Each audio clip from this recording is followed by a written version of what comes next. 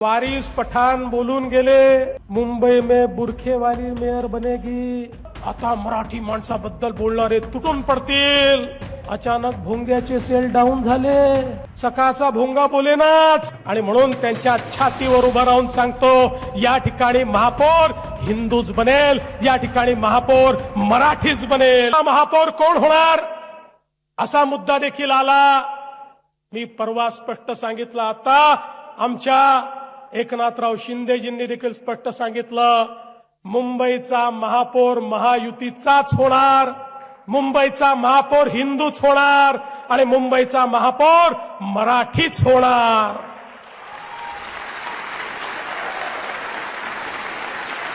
पण परवा वारिस पठाण बोलून गेले, मुंबई में बुरखे वाली मेयर बनेगी.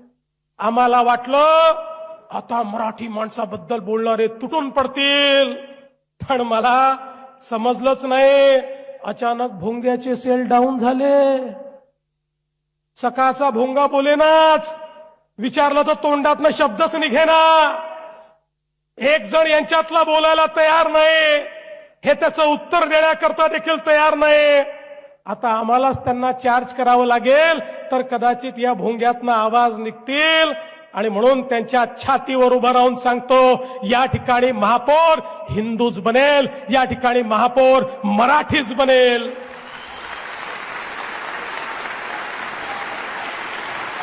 आमचं कुठल्या धर्माशी वैर नाहीये. या देशामध्ये प्रत्येकाला आपापला धर्म जपण्याचा अधिकार आहे, आपली पूजा पद्धती जपण्याचा अधिकार आहे. आमचा या ठिकाणी जो विरोध आहे तो त्या ताकदीला आहे, जी ताकद या महाराष्ट्रामध्ये, या हिंदुस्थानच्या भूमीमध्ये वंदे मातरम म्हणायला नकार देते, त्यांच्या विरुद्ध आम्ही या ठिकाणी आहोत.